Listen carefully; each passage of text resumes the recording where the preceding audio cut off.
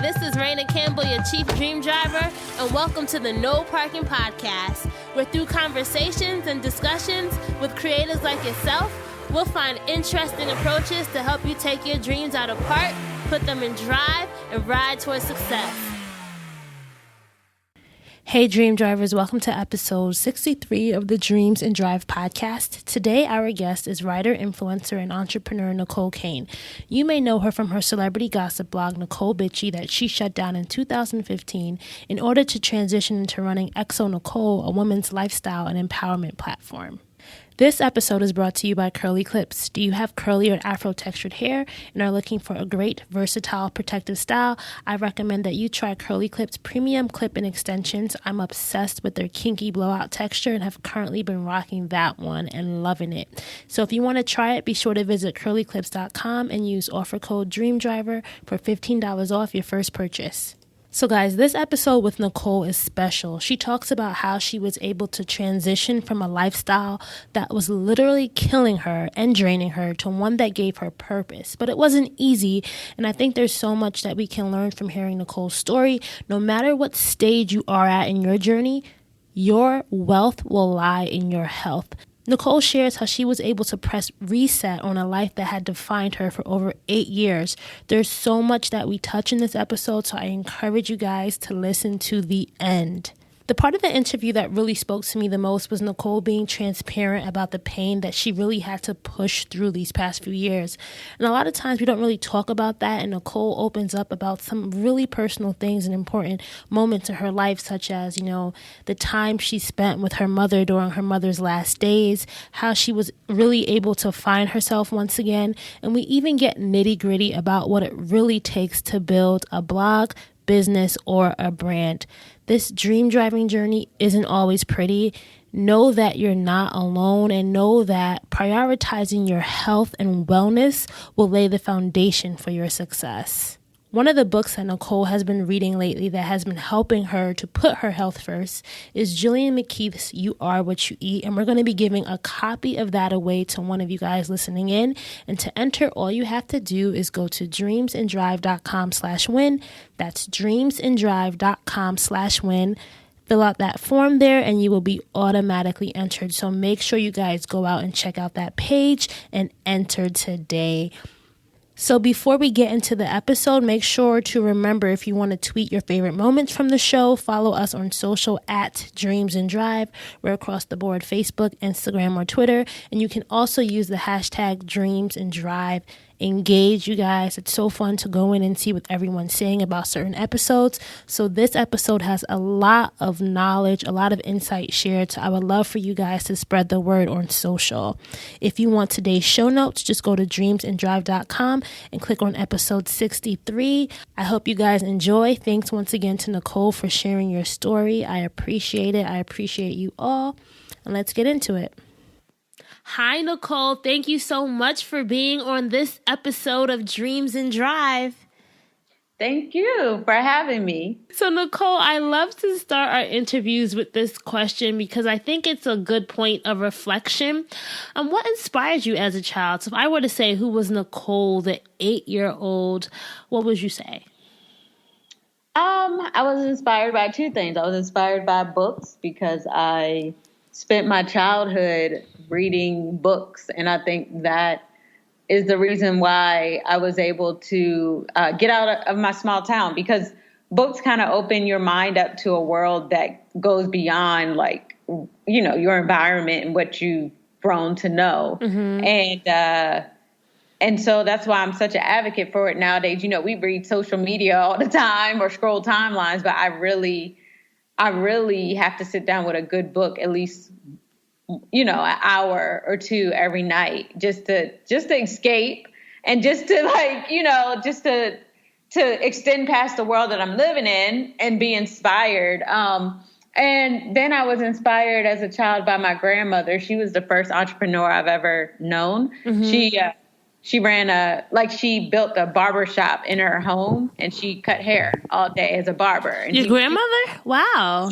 Yeah. Mm-hmm. And she would kind of sit there. I just saw so much power in her just cutting these men hair all day, and she's like, I can hear her laugh right now as I talk about it. Mm-hmm.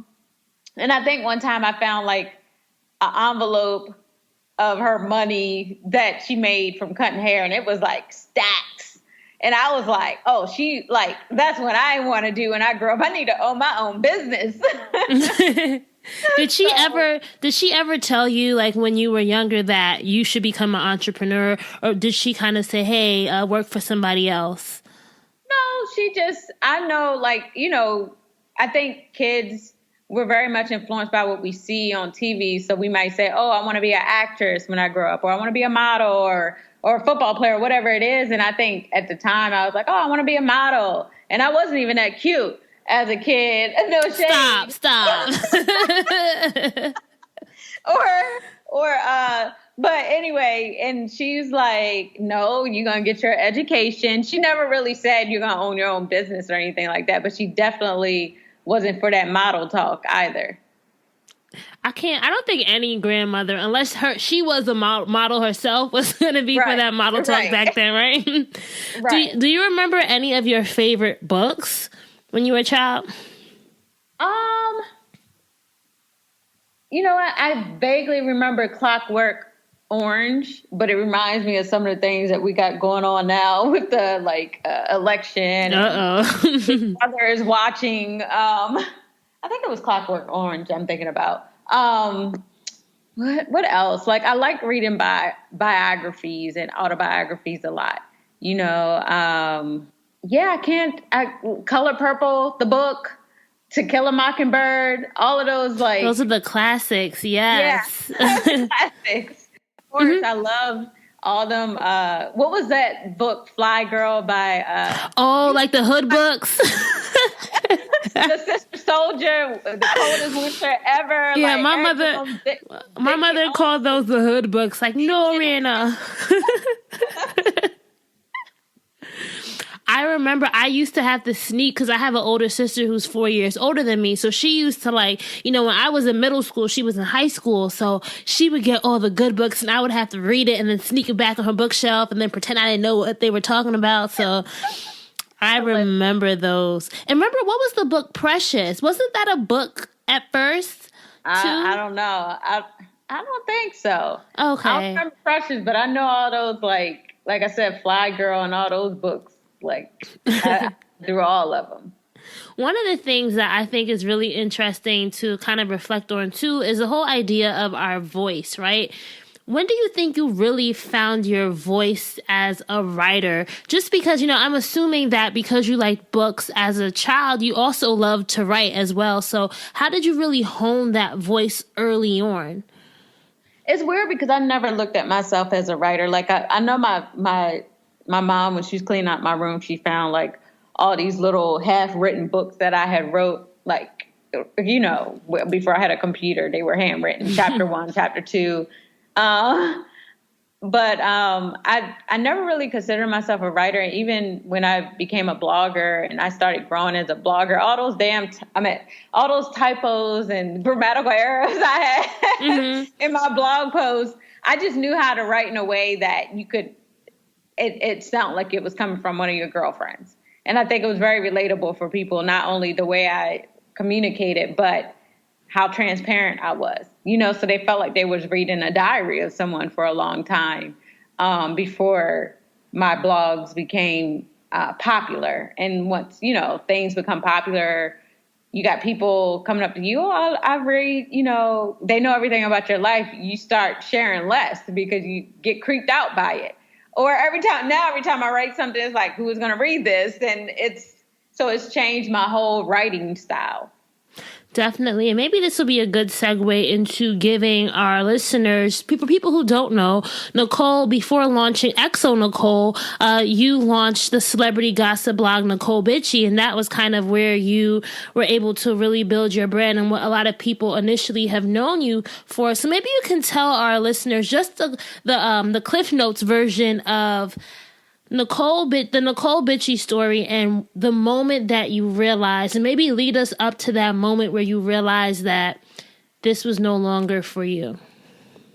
I just started, I don't know. I started Necole Bitchy in 2007, 2008, out of my aunt's guest room at the time. And then I had traveled down to Atlanta because my aunt kicked me out, thinking that I was playing on the internet all day versus looking for jobs. And I think when I got to Atlanta, I always had a plan, and this was my plan A, B, C, D, and E.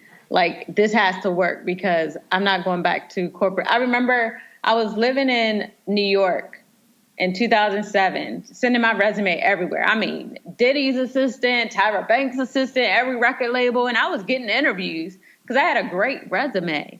But I didn't know how to, and I still don't now. I didn't know how to sell myself once you got me in the room, and I still have that problem. I shrink myself in rooms. And so that caused me a lot of no's and a lot of doors closed. And I remember I was so fed up of being told no that I said, I'm not sending out another damn resume ever. Like, if somebody want me, they're going to have to come find me, but I'm going to have to find another hustle because this job thing isn't it. And I haven't sent out a resume since then. Do you have one? Do you not even? I don't even have a resume. Oh my gosh! I wish I could be you. I still need a job though, so I got one. I will say, just making that decision. Every opportunity I've ever gotten since then has been someone seeking me out and offering me a job without seeing a resume, without seeing a cover letter, without, I guess when you work hard, your work speaks for itself, and like I've been offered things I would never imagine. I remember I was offered a role in a movie, and I'm like, you ain't even seen an audition tape. Like, I can't even act. I think I ended up turning it down out of guilt because I had a lot of friends that were trying to break into movies, that went to acting classes, that were like, short on money because they had this dream of being an actress, and then here I am, like, I'm not sending out, reels, and I'm not going to auditions because that's not a part of my plan, but people are offering me roles, and I felt guilty about that. Like, I don't deserve this, and I do notice, I think over time, I did block a lot of my blessings and a lot of opportunities from having imposter syndrome and feeling like I don't deserve any of this. And so I never embraced any of the opportunities that came my way. I would just pass, like I pass because I don't deserve this. And I think I could have, I went far in my career. There's no complaints there, but I definitely could have went even further. I just chose not to. That's so interesting that you say that, especially the part about how you passed up the opportunities because you felt guilty. And I feel like that's something that can happen in, and I'm just going to say the everyday person's life. Let's say that's something that a lot of us do, and we may not even be realizing that we don't feel worthy enough of it. What would you say to yourself now, looking back at those opportunities that you passed by? I would tell my younger self that, like, you are worthy of every blessing that comes your way. Like, every single thing that came to you, you worked hard. Like, they offered it to you because you worked hard to get where you are. And don't ever dim your light or ever feel like you aren't deserving because you did that. Like, honestly, I don't care what people have to say about me and what rumors were out there. I didn't sleep my way to the top. Like, during the 8 years that I had my celebrity gossip blog, I was celibate in almost majority of those 8 years. A lot of people can't say that. And it's if you're out there and you're doing your thing or whatever, that's on you. That's just not my story. But people wanted to believe that was my story. And I might have been, like, sleeping with, like, this celebrity or that celebrity or a label exec. So whatever it was during that's how she got where she is because of who she's sleeping with. Because as a woman, it's hard for people to believe that you're making moves and you're making strides and you're not opening your legs to get there. And I feel like sometimes opening your legs is the way to stop opportunities, the way for people to block you. Like, you have sex with them and then they discard you. That's just how this industry is. And I was scared of that. It's so small.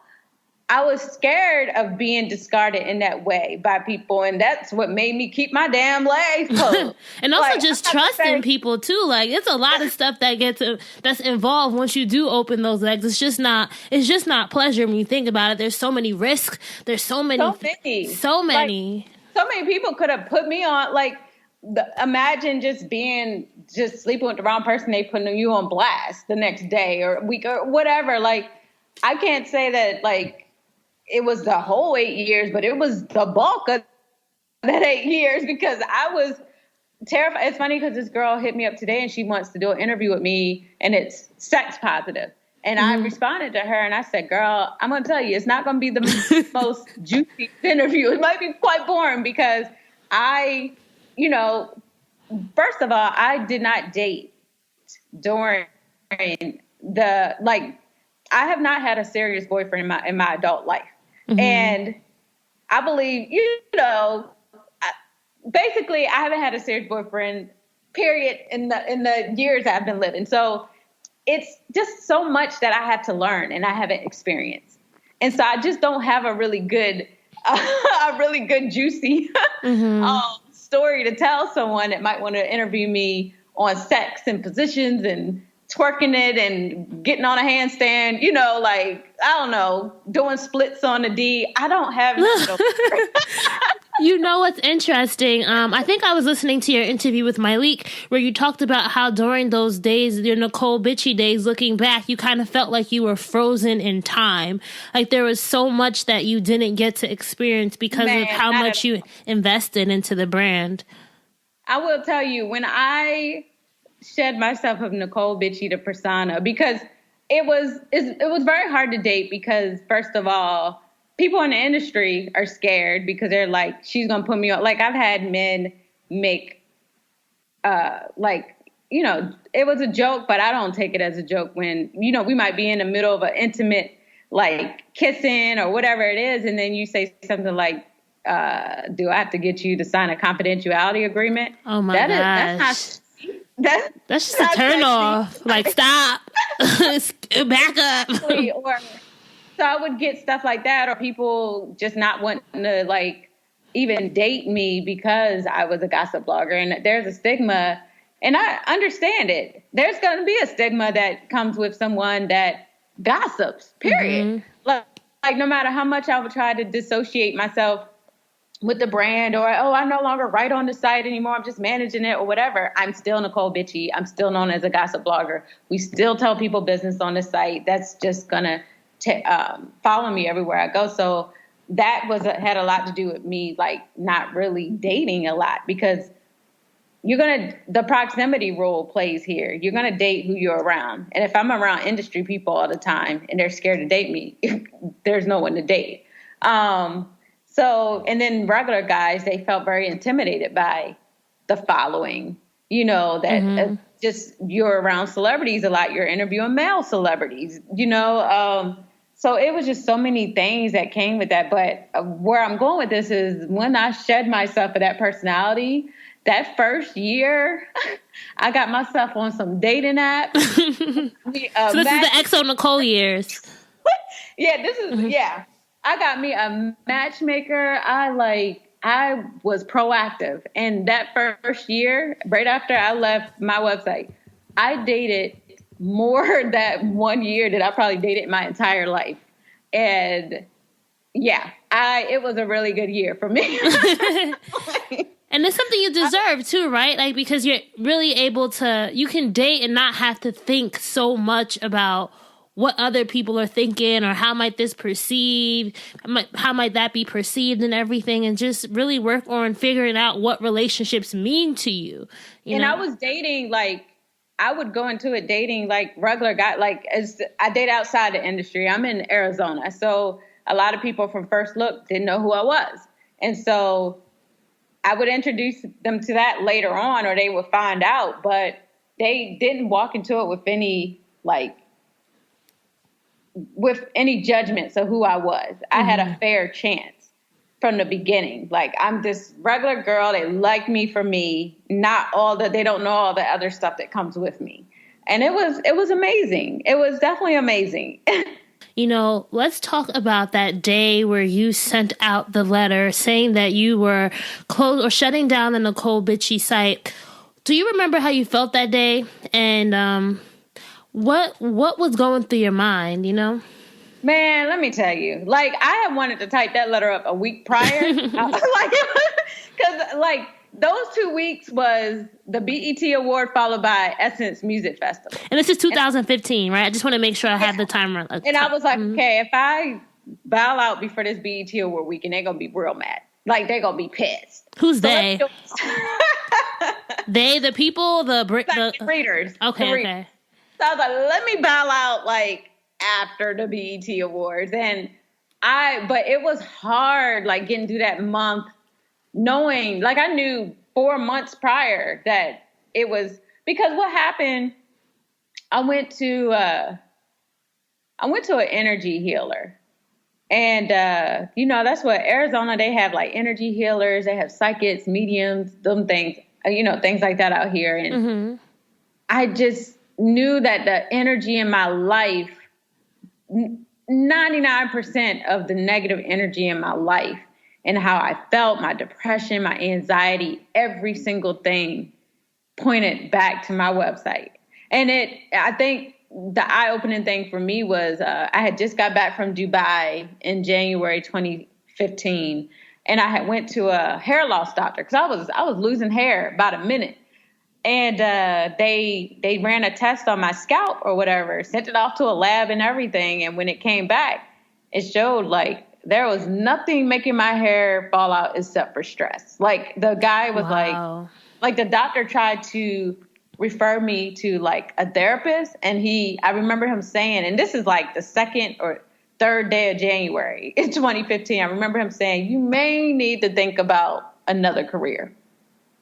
And I remember I just burst out crying because I was like, every single negative thing that's happening or is going on in my life, it all is because of this website. I know I need to let it go, but I don't know how I'm going to let it go. It's my entire life. It's like being in a long relationship, right? Oh, yeah. Damn. If I break up with this guy, he going to take the kids and he going to take the house. You don't know what's going to happen when you decide you're going to move on with your life. It's a big transition. It's the thing that I knew for 8 years. And it's what is my life going to be on the other side of this after I've been doing this for so long? What do you think? You said you knew for 8 years. Why do you think you stayed those 8 years? I knew for 6 years. Okay, 6 years. What do you think was holding you back from jumping before 2015? Always thinking it was going to get better. It has to get better. Something has to, every year something different would happen. I'd get an award or I'd get called to be covered in Cosmo magazine, which it was things that, I got called to go on a tour, the 7-day tour with Rihanna around the world and getting an interview. I never... Honestly, in the 8 years that I had Necole Bitchie, I never requested an interview, ever. Every interview you ever saw me do on my YouTube channel, on the website, was them seeking me out. PR reps or labels would come to me, and I didn't even like interviewing. It gave me anxiety, especially on camera. Oh my God, people are going to see me on camera, they're going to tear me apart. I remember I was trying to fight tooth and nail. I had clocked out by the time it was time for me to interview Kay Michelle and Jennifer Hudson. I had clocked out. I was like, I'm done with this site. It was the September before the July that I left. And their PR people was kind of aggressive. And it wasn't that I didn't want to interview them. I just was clocked out from everything. I didn't want to be on anybody's camera. Even August Alsina, earlier that year, I was clocked out from everything. I don't want to be on camera. I don't want to interview. I just want to figure out how I can get out of this this terrible marriage that I'm in, as we like to call it. And like for some, it got to the point where people would like fly me out, take care of hotels, take care of everything just for me to do the interviews.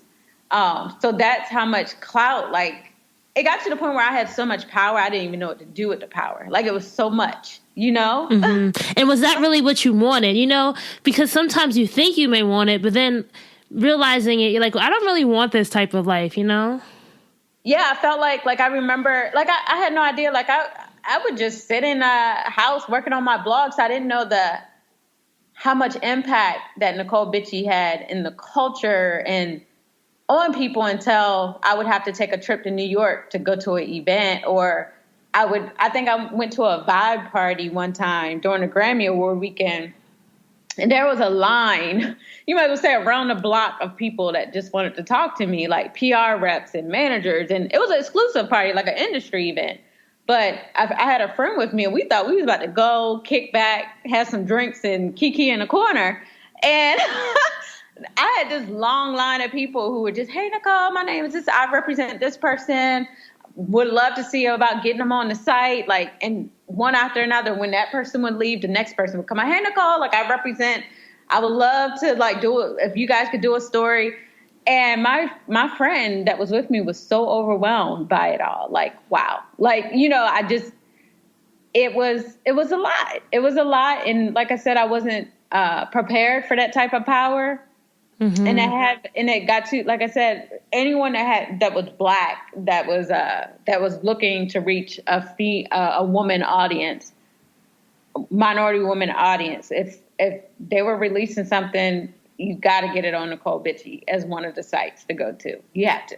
So I feel like people must have seen you, like they must have not even seen you as an individual at some point, because it kind of seems like they kind of saw you as I don't want to say a machine, but it kind of seems like that, right? Like they weren't really seeing you as Necole, a person who has a life and who has a being beyond your blog.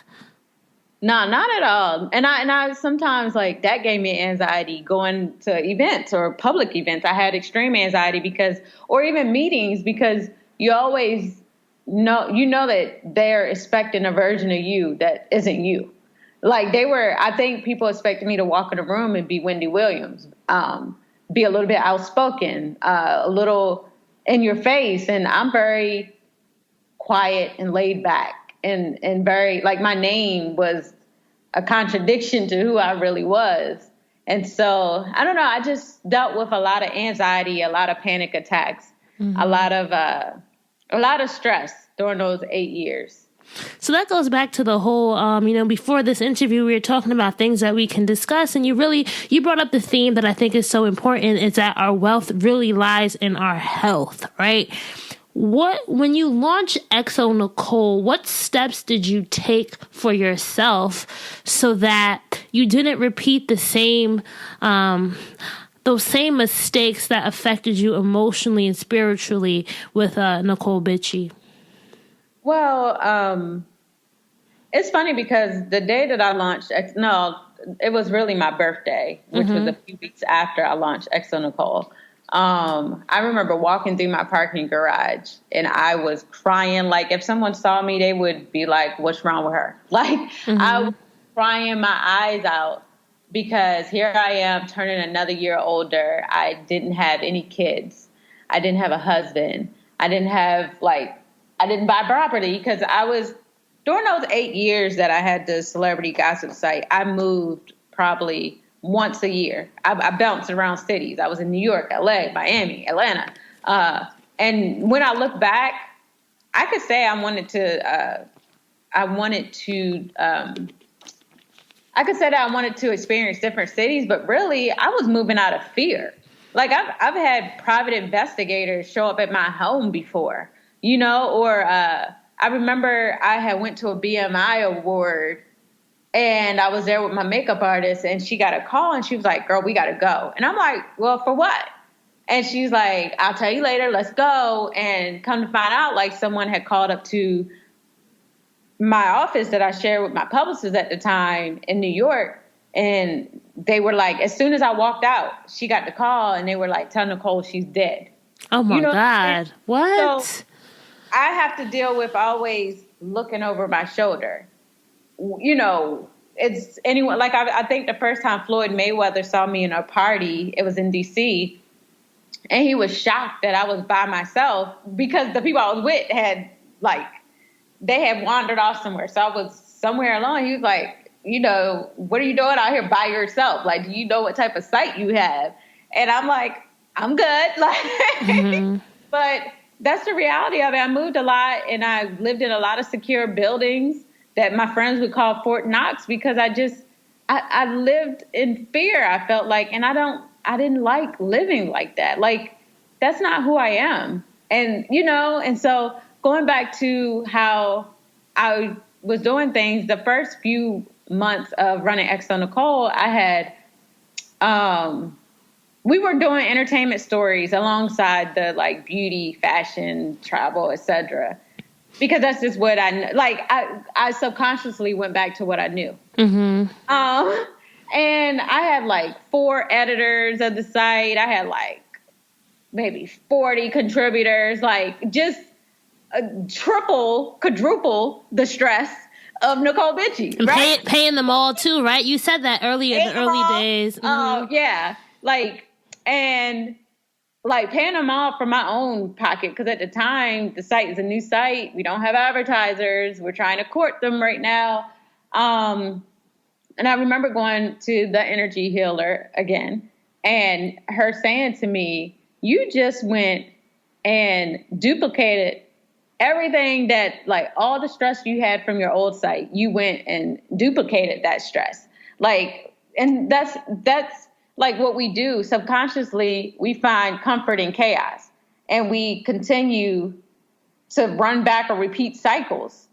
And that was so profound to me. Like, it wasn't a real transition. I was still trying to do entertainment stories, like confusing the audience because they're like, okay, I thought and just causing a lot of stress for myself. And once she said that, I knew I had to make some changes.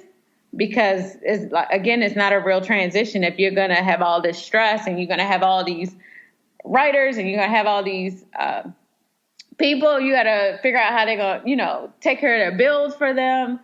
And I started, and it's hard because I care too much. So it's hard to lay off people or hard to say, hey, girl, we're cutting back,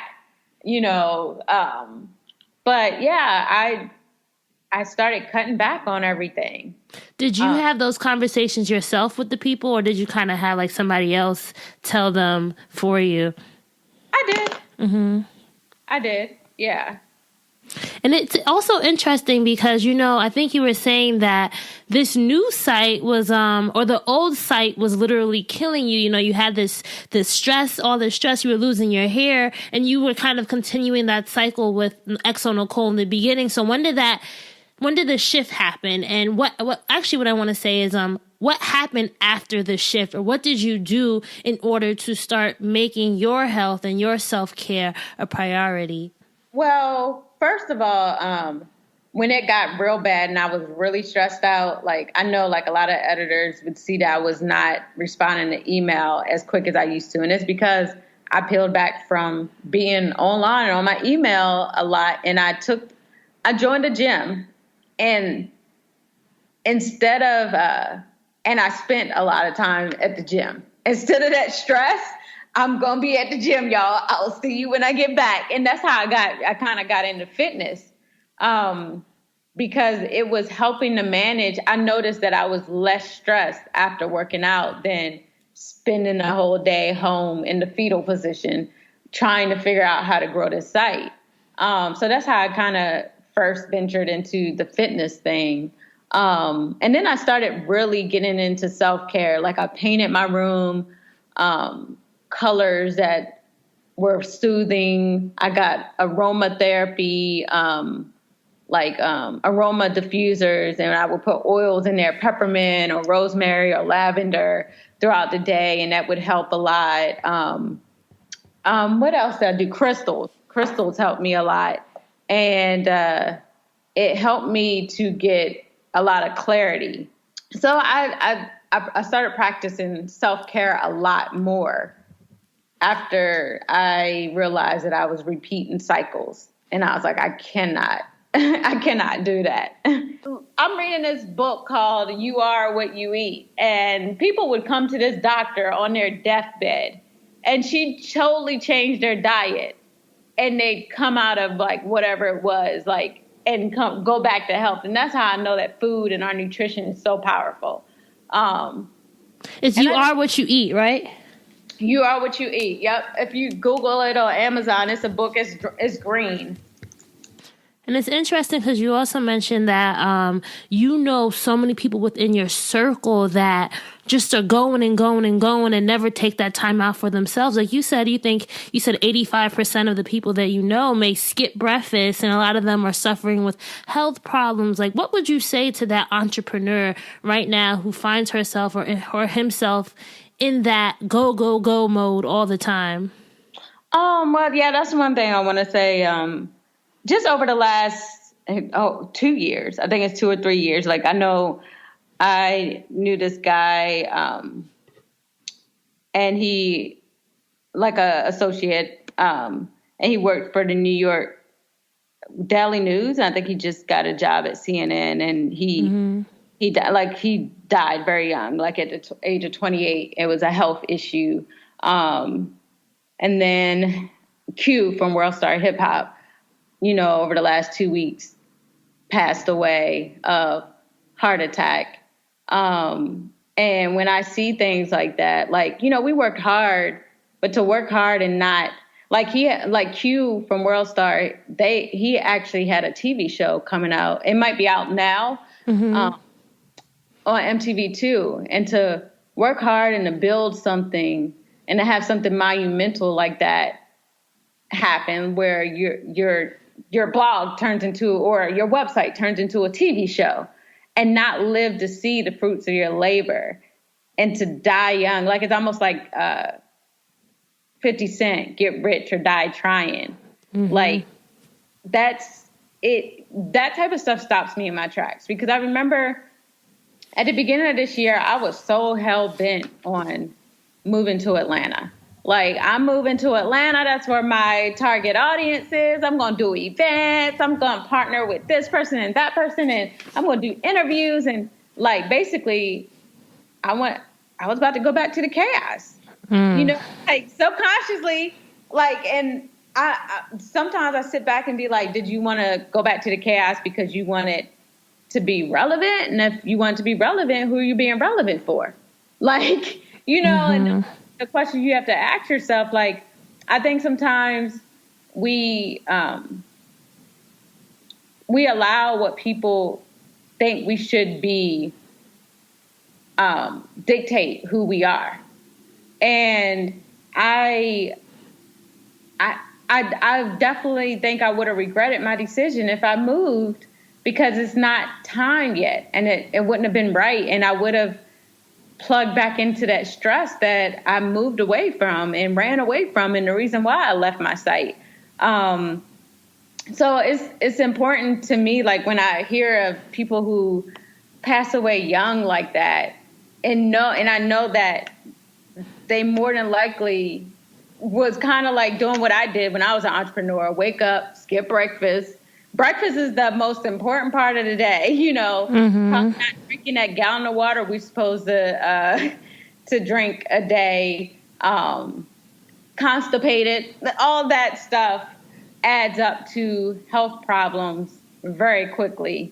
And so we're just going to take a short break from this episode, because we're about to get into some pretty heavy stuff. And I just want to take some time to hear from our episode partner. So as you guys know, this episode is brought to you by Curly Clips, premium clip-in hair extensions for afro and curly textured hair. And I'm a huge fan of the brand. I think one of the reasons why I really love the brand is because, as somebody who has kinky hair, but also likes to change things up every now and then and likes to fill my scalp, clip-ins are a great option for me.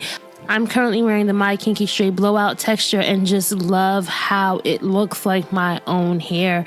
And as somebody who is building a brand, I definitely think investing in your personal style and your appearance is important. So here are some reasons why I love curly clips. They snap on and off, they're fast and easy to use, and they come in 3 different textures. So because I'm wearing the Kinky Straight Blowout texture, there's also other textures that I can try at some other time as well. And the brand itself is just great. There are limitless style options. The Curly Clips YouTube channel has so many different care and styling tutorials, so even if you're a newbie, you can figure it out with ease.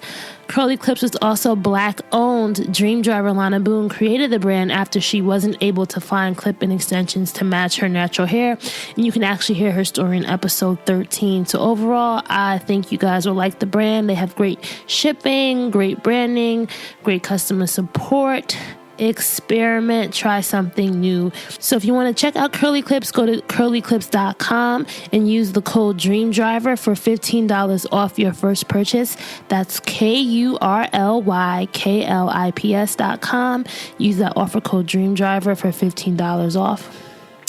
Let's get back to the episode, you guys. It starts getting real here. And even, even my parents dying young, like my parents, my father was 42, my mom was 41. She would have turned 42 within the 2 months after she passed away. And I know if I knew what I know now about like health and food and how they can be healing and eating right, I think my mom would still be here. It's funny because even the last week that she was, I went home to be with my mom once I would call my mom every day and talk, probably complain about life.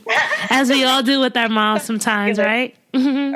Like I'm calling her every day to complain about life, not knowing that she's on like dying. Like, looking back, it's like, girl, you spent all that time complaining about something so silly when she was dying. And did she not tell you, or did you? She didn't tell me. Okay. It was like a note I got from my aunt that said, I think you should come home and see your mom. That made me realize something was wrong. So I was on the phone with my mom, and I remember asking her out of nowhere, I was like, Mom, are you going to die? And she got real quiet. And I have never packed up my stuff at my desk so fast and told them, look, I don't know when I'm going to be back.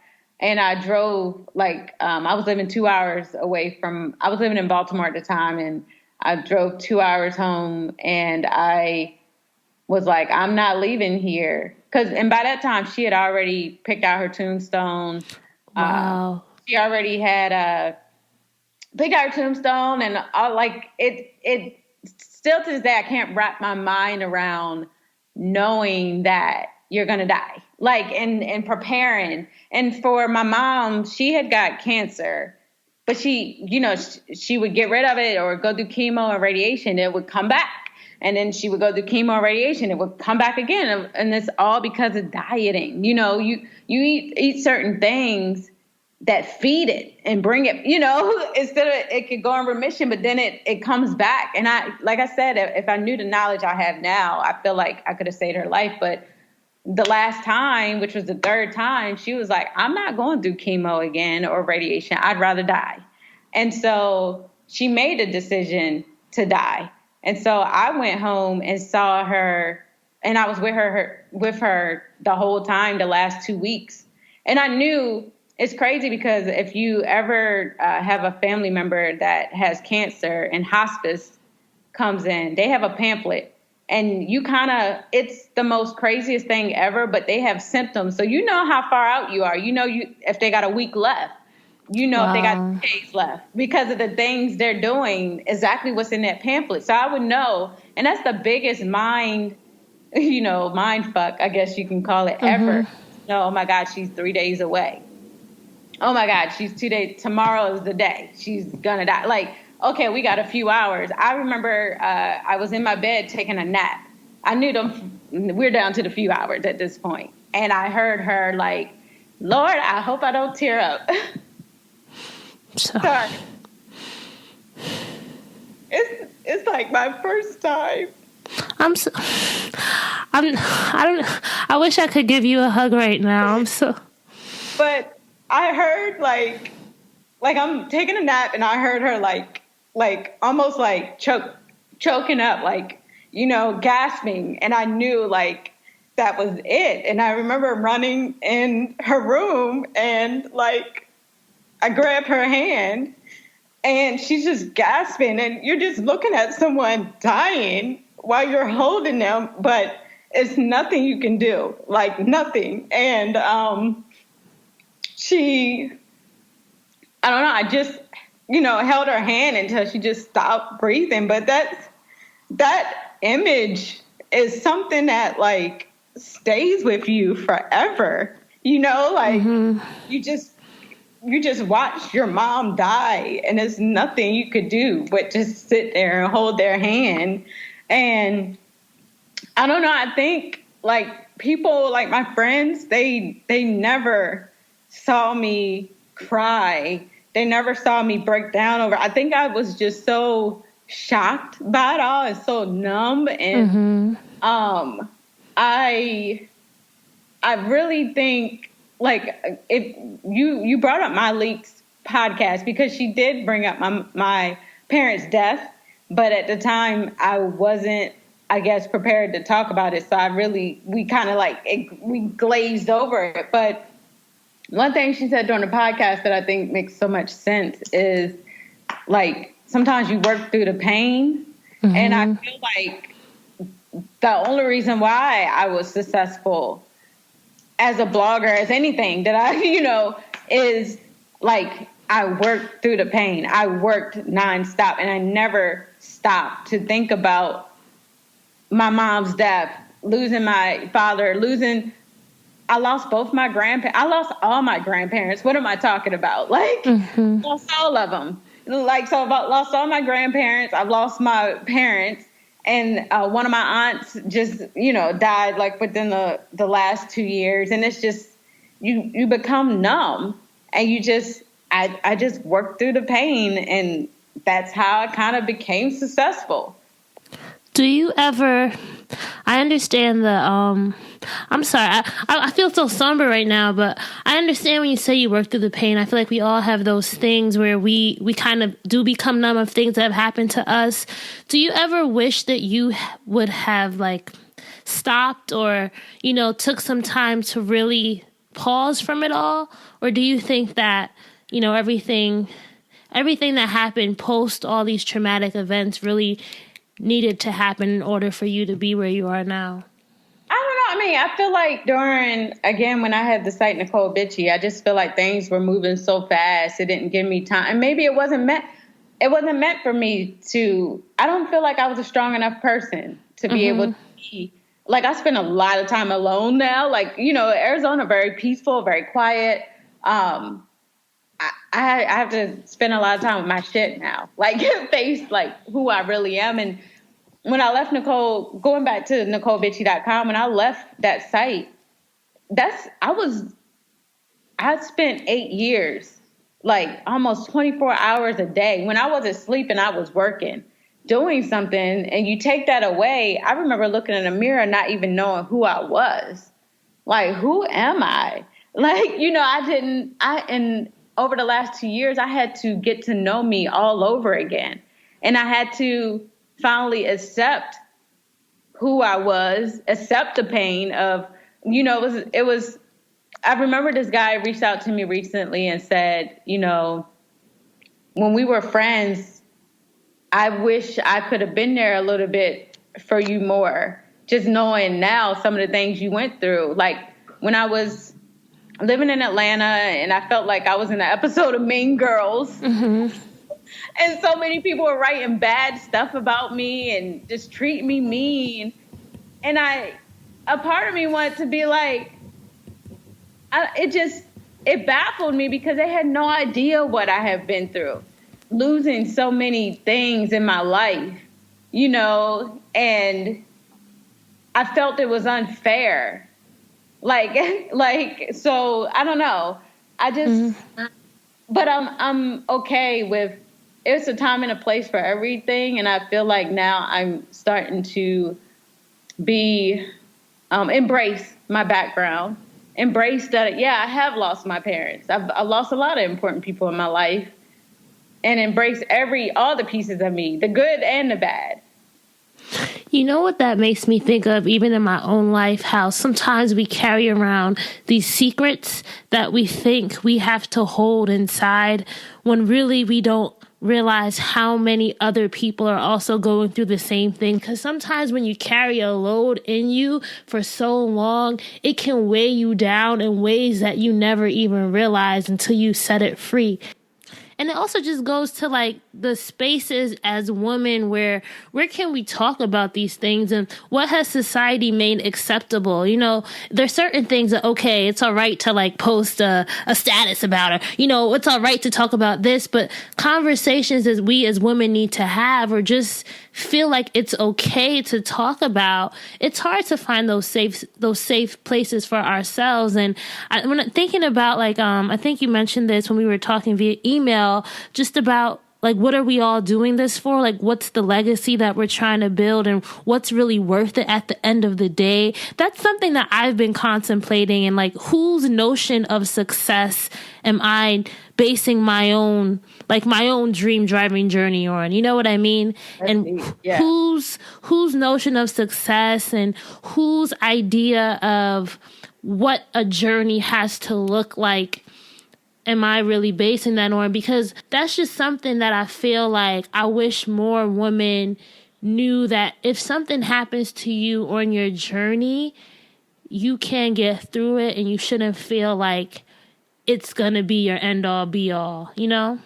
Yeah. And you know what? That's why I'm fighting for, I'm still fighting. I would have given up on Necole probably, you know, probably already, if it wasn't for two reasons. One, something you just said, where are those spaces where we can talk about things like that? It's women who have opened up about things on my website, or Necole. I would have never been brave enough to, you know, we've had people wrote about everything from like herpes to like yeast infections, you know, things. Even, you know, waxing before you give birth. Like, there's things that I'm like, what? Like, wait, what? I didn't know about like HPV and all these things that I had no idea. It was one girl, she wanted to share her story. She's giving her baby up for adoption. I followed up with her. Of course, she got to see the baby before she gave the baby up, and she couldn't give it up after she saw the baby. And so now the story went from, the story was going to be, I gave my baby up for adoption, and she was going to talk about the whole process, to I almost gave my baby up for adoption. But to just be able to have a space where people can talk about all these different things that we might not talk about with our friends because we don't want to be judged, has been the biggest blessing. And that site has evolved me so much as a person. And I think about, like, sometimes, like last year, I saw as an influencer, because, you know, that's a big thing right now. Mm-hmm. I don't know if you know, but companies, they rather hire a bunch of influencers to promote their brand than they would take out advertising space, because it's all the rave and it gives you a greater return. And I totally get it. But, and me as an influencer with my following, I could make so much more money. Like, I sometimes would look back and be like, all the money I put in Necole, if I had put that into my personal brand and just ran with the down the influencer lane, I'd be, you know, balling right now. Outrageously. But that's, I won't say it's selfish, but who am I helping? Because at the end of the day, I'm promoting products that ain't even mine, you know, just for the check.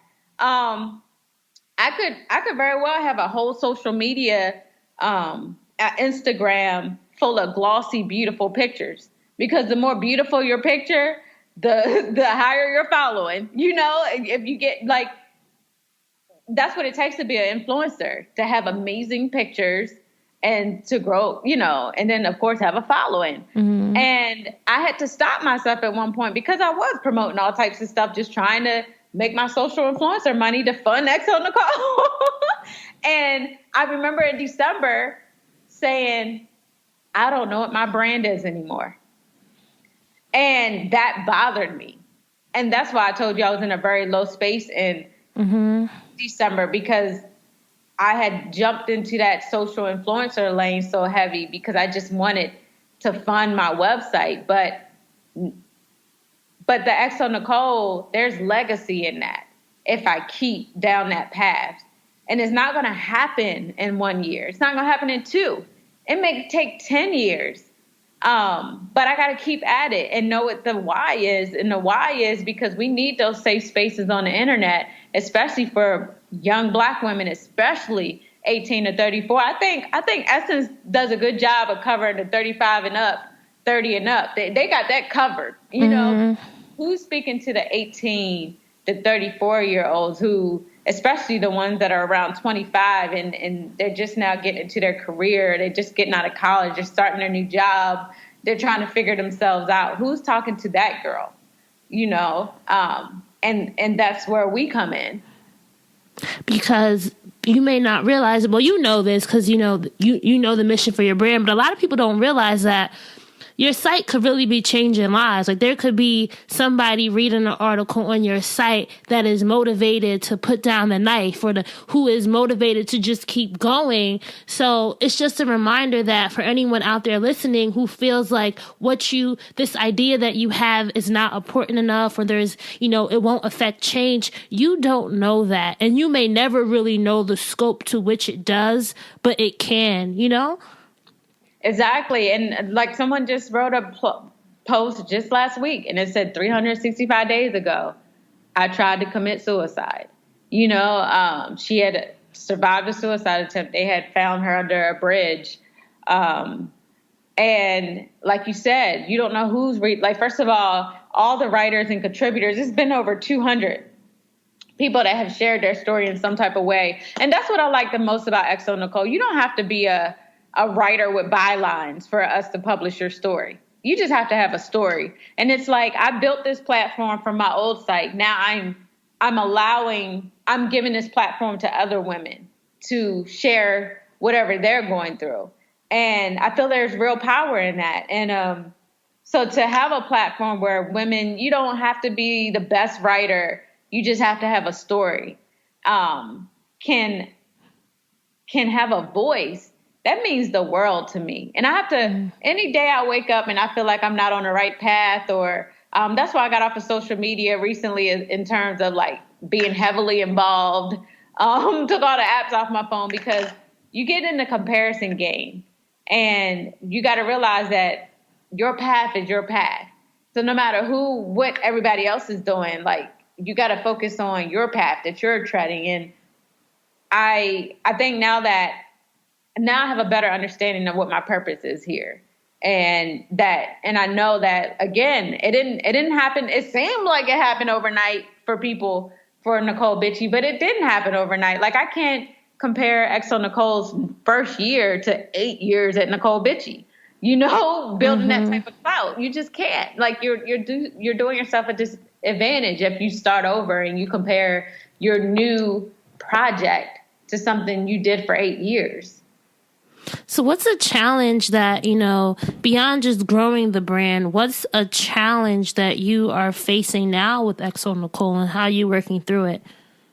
A big challenge is when you have a site that used to update however many times a day, 4, 5, 6, 7, 8. And then, and that's because a lot of those stories, entertainment stories, I mean, they're cut and paste jobs. You know what I'm saying? Like you basically take info that you've seen on another site and you're like putting it in your own words and delivering it to your audience outside of the exclusive we used to have for Necole Bitchie. But now like everything that goes on XO Necole is exclusive stuff, whether it's like personal essays from people or interviews. And I see like some people making comments, oh, why is this interview reposted? Because sometimes we bring older articles to the homepage. It's very hard for me to support this site when, y'all have slow updates or don't update sometimes. Honey, this is a self-funded site. This isn't a site that's owned by a media a big media company, or this isn't a site that has millions in investors.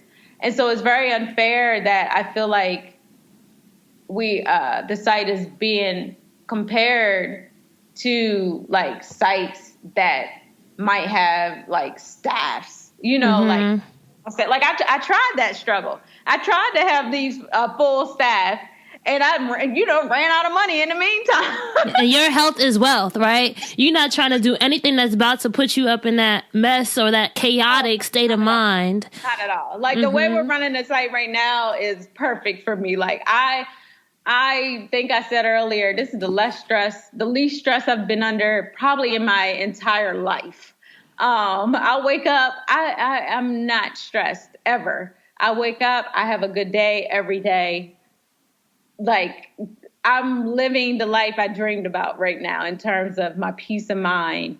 And someone just hit me today, like, what do you think about having a movie or TV show surrounding your life? And I was like, no, sir, not right now. I was like, let me ride this wave of being under the radar. Because to be honest, and I'm not calling myself irrelevant, but there's freedom in irrelevancy. There's freedom. There's not pressure to be or do anything. You could just be and do what you want and wake up and own your day. You don't have to give no parts of your day to anybody. And it feels amazing. I love that you said that. And I have a question for you, just because I think it relates to that, is what do you do if what's holding you back is your fear of becoming relevant? And I say that because I've had this conversation with friends where, they're like, Raina, why don't you try harder? Or like, why don't you try to do this? Why don't you try to do that? And I'm like, I'm scared that one day, it might get big and then I won't have a life anymore. It's kind of like a catch-22 with building a platform, is that you may very well become the face of your platform, and that could be kind of scary. Yeah, because I didn't expect that with Necole Bitchie. It happened. I didn't expect it, and that was like, that's where a lot of my stresses came from. And I think I said it before in an interview. Sometimes you have to figure out if you want to be a brand, if you want to be a business, or like I had to figure out if I wanted to be a blog, a brand, or a business. Right now, I can honestly say, during my time as Necole Bitchie, those 8 years, I really exceeded what I thought I could ever do with that brand ever in life. Like it exceeded my wildest dreams. And I can sleep peacefully at night feeling like I was okay with as far as I climbed of that mountain. I might not have got to the tippy tip, but I climbed far enough on that mountain where I could see the view. And I was okay with that view before I climbed, because Lauryn Hill said it best. You have to come down off the mountain at some point to climb another. You can't just sit at the top. What are you going to do up there? Like you got to come down at some point. And I don't have that fear anymore of, how about I'm holding myself back to this astronomical level of success that exceeds that level, because I'm so content with what I've done already. I'm content with it. Like, and I know some people think we should be content. There always should be the next level. But another thing that Lauryn Hill said that I really like is sometimes we out there chasing the next level, and sometimes we have to let it find us. And the same thing with purpose. I was out here chasing purpose, like running purpose down, and forcing purpose. And I realized that my purpose I feel like purpose found me, and it might be something totally different than what I thought it would be. That's so deep. And I feel like that's something that we all kind of have to have that moment of reflection with ourselves, because it's so important to figuring out what's our intention, right? Like, what is it that we truly want, and what will really make us happy at the end of the day? So that's my question before we get into our lightning round is, how would you define happiness now for Necole? Happiness? Oh my gosh. Happiness is definitely a peace of mind. building deeper relationships with friends and family. Like, anyone has ever climbed to the top, they know it can be a very lonely place. And you always have that thing in the back of your head of if I lost all of this tomorrow, who would still be here? And that's not like, now I know that the people that are in my life, they're here because they genuinely, truly care about me as a person. They don't care what I could do for them. Like, they're here whether I can do something or not, you know? And happiness is balance. I used to think balance was, you know, husband, kids, career, you know, and balancing all of that. And I feel like I have balance now just with balancing fitness and health, with still having my career, and having time for friends and having time to travel. My life consists of self-care, wellness, and fitness, my career, which is like my 9 to 5, you know, my website. And then I travel. I travel a lot. So balancing those things makes a perfect life to me. Like, I'm living my dream life right now. And I'm glad I'm able to live and experience it right now, because then when kids come into play, or the husband, you know, you got to sacrifice. So I live it now so that I never feel like I'm missing out on anything. You know, I couldn't let this interview go without asking you this. For anyone who's listening in who, you know, has this idea for a platform, since you have grown, you know, 2 successful platforms, each and in their own right, like, what do you think is the key to really growing an audience and building a successful online platform based upon your own experience? And, you know, try to make this tip targeted, something that we need to come to the expert to find out. Well, I mean, what is it? Authenticity is the biggest thing. People will gravitate towards things that are relatable and that are real. Right now, and I don't want to sound shady, I think people are gravitating towards like pretty pictures. But it's going to extend past that at some point. And not trying to be like, we get into stuff. And we try to be the biggest, like, off the rip. Like, we go into something and be like, I'm going to be the next. Like, some people might go into something and be like, I'm going to be the next Necole Bitchie. You know, and that's cool. But I think that's, like, appreciating the slow climb is so important. And like, whether you have a mailing list, engagement is very important as well. So whether you have a mailing list that's 300 or you got a mailing list that's 30,000, as long as you have engagement and they're engaged with what you're saying and they're connected to what you're saying, like, that's the most important. I think people start websites and platforms and the first thing they say is, how do I make money? And that should be the least thing you're thinking about when you first start. You got to build content and consistency, because you cannot build a brand without consistency. And consistency is giving the same experience every time someone goes back to your website or your product or your Instagram page. And that's what makes them, you know, get to connect and want to come back every single day. But again, it's very hard right now, because I think when people start something like a website and they might be just getting like 100 people a day that's reading it, and they feel like, oh, I failed. Though you got 100 people, 100 people a day is good. Like, that's better than 0. And it'll turn into 200 and then 300. And, you know, it just grows and grows. As long as, like, you're writing good content, they're going to come back. Like me, my personal blog isn't growing right now because I don't write on it every day. I don't have time. Like, you know, because I have so many different hustles, but it's definitely not going into it with money on your mind, because if money is a motivation, you might as well find a different career path.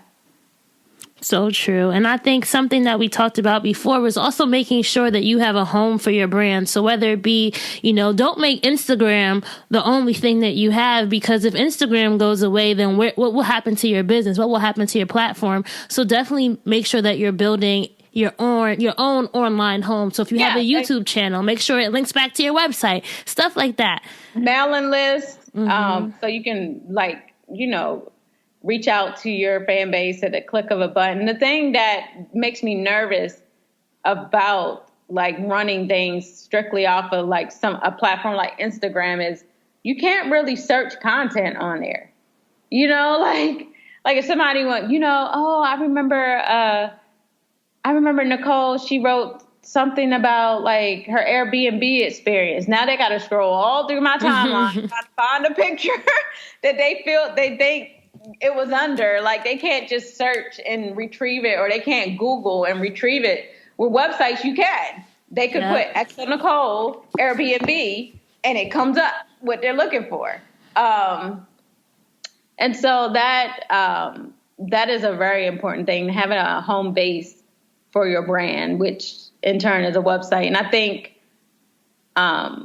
people just feel like, people don't go to websites anymore. You definitely need that home base for your brand. Definitely. And content.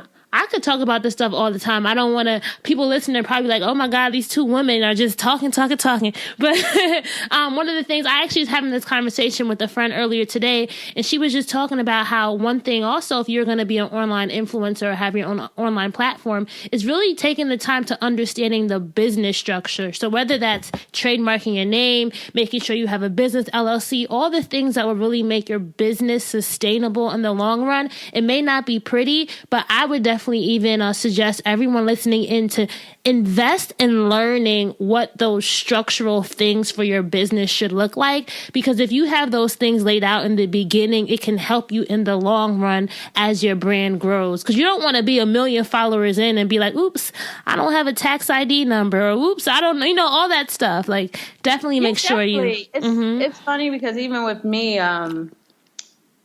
during the time that Necole Bitchie was growing, I don't feel like I kept up on my industry.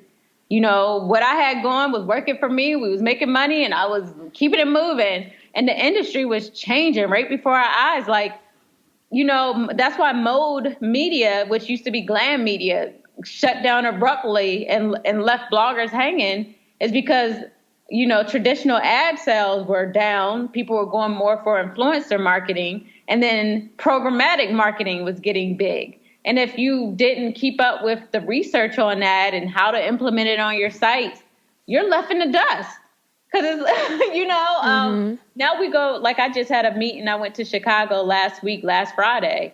It was me and my sales team, 4 of us deep. And we went to 3 or 4 advertising agencies pitching the site. And those are things that I didn't do when I was Necole Bitchie. I've let blog networks come in and take over 60% of my earnings. Wow.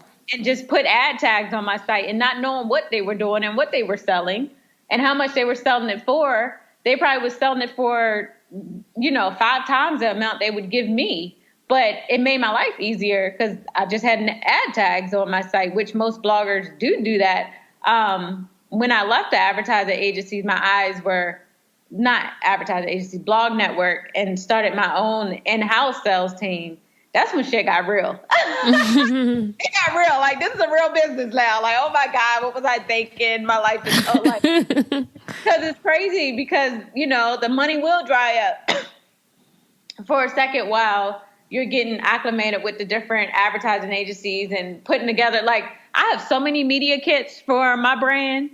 It don't even make sense. I got like 5 different media kits for different things that I pitch to different people, depending on what it's for: travel, fitness, Exo Necole, events, the video series. Like, but it's worth it. You need it.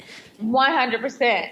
And so, even that FaceTime that I had at advertising agencies make all the difference. Last year, we got campaigns with Toyota and a few other brands because of that FaceTime, going up into the agencies face to face and and presenting the website and the audience and our goals and visions.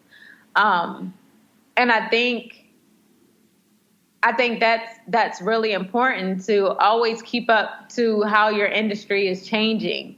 Like, I remember not knowing that responsive sites had hit the market, So if you don't have a mobile site, like you're just way behind, because at least I think 85% of our visitors are mobile. So imagine if we didn't have a mobile site or even a responsive site. We just had a website that wasn't optimized for mobile, and 85% of our audience is logging on for mobile. That's so much money gone down the drain that we're not collecting because we weren't up on how the industry is changing. Wow. See, there's just so much to learn. And you know what? This is part of your journey. And now you will never make that mistake again, right? Now you know what it is, so that who knows, maybe 5 years from now, you might have a new platform that you're creating. So it's just all goes to show that this is all a journey. But let's get into our lightning round, Necole. So I'm going to give you a prompt, and I want you to tell me the first word that comes to mind. And remember, this is going to stick with our whole dreams and drive metaphor, okay? Okay. So the first word is park. Park. Mm-hmm. Okay. When I think of park, I think of fitness, like working out outside. Okay. Reverse. Just sometimes you have to go back to move forward. Like when I had to move home to my aunt's house, like that was me moving backwards just to push forward at some point. Mm-hmm. Neutral. Sometimes you just have to like ride the wave and see, like live in the moment and see how everything plays out versus trying to go forward or backwards or forcing things. And last but not least, drive. Just full steam ahead. Like now you got your goals, you got your media kits, you got your plan in place, you got your team in place. Oh, I'm definitely in drive in 2017. Like full speed. Y'all better get out the way. Beep, beep. So if you want to be a dream driver, you have to have your keys to success, Necole. Tell me 3 things that you think every dream driver needs in their toolkit before they hit the road. You definitely have to have faith, because things, like, you got to know that just because things don't happen when you want them to, doesn't mean they will never happen. You have to have faith to continuously, especially as an entrepreneur, to get up every day working towards a dream that you're not sure is gonna, like, there's not a guarantee, but that faith is what's gonna push you through even the hardest of times.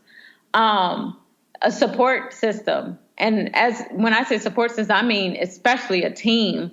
Like, people can say, like, I'm doing this all on my own. I would never reach the level of success I reached without the people that I had helping me, whether it's contributors, whether it's my publicist, Christina, whether it was my sister who works with me in business development.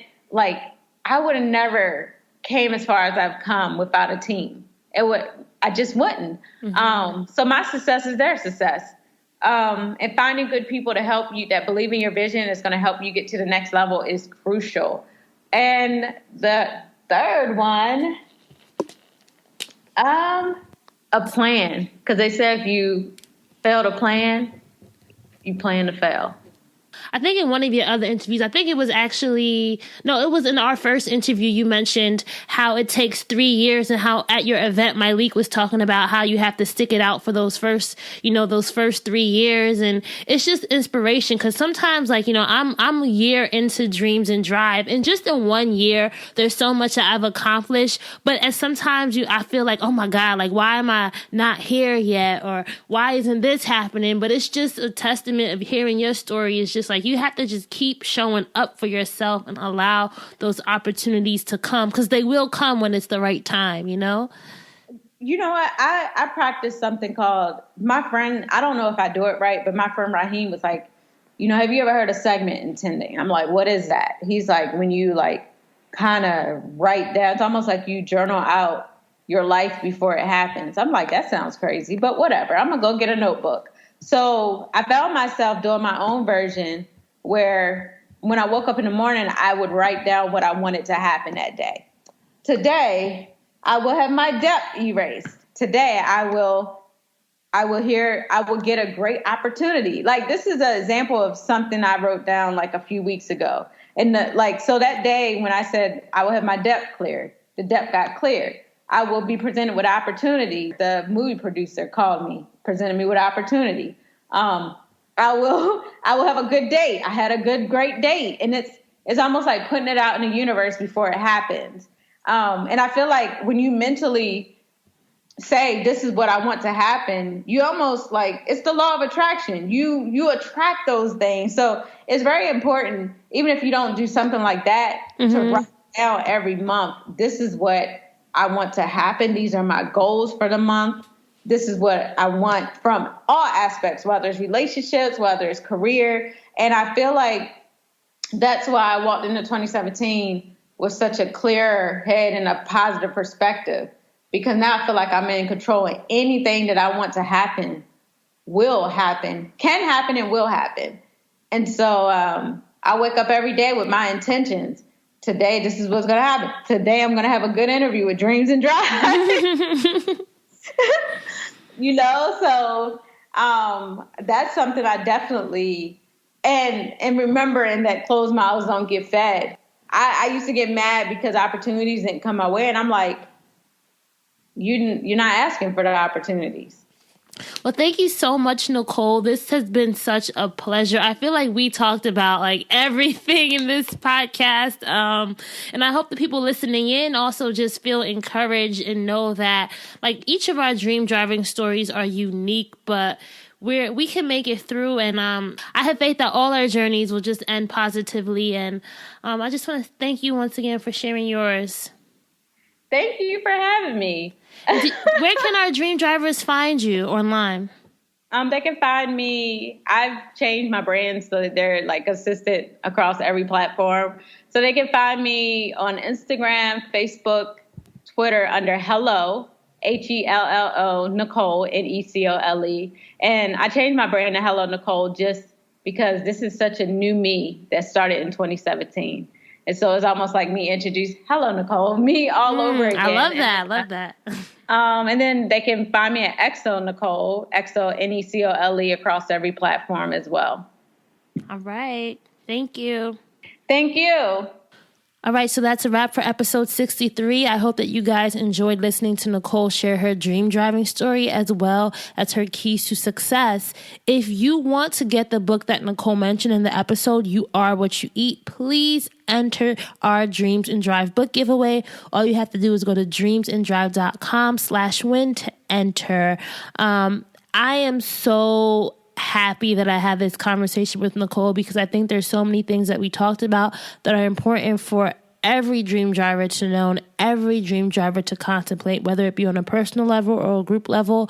We need to really start prioritizing our health and prioritizing, everything that goes into what really lies at the foundation of a successful being. And a lot of times when we're pursuing success, we often neglect those basic things. So don't let your health become a non-factor in your life. Always prioritize that, whether it be your emotional health, your spiritual health, your physical health. It's important. If you guys haven't already subscribed, make sure you hit that subscribe button on SoundCloud, iTunes, wherever you are listening. I appreciate it. Show notes are available on the website, dreamsanddrive.com. Social, we're at Dreams and Drive, and you can use that hashtag Dreams and Drive. Also, thanks again to Curly Clips for being this episode partner. Make sure to visit curlyclips.com and use offer code DREAMDRIVER for $15 off your first purchase. If you want to hear more episodes, we have 62 before this that are really, really interesting and full of inspiration and encouragement. So I hope that you guys can check out episode 62 with Deborah Hurtwitz and learn why you have to pound the pavement for your dreams and never take no for an answer. Keep dreaming, keep driving, and we'll chat again in episode 64.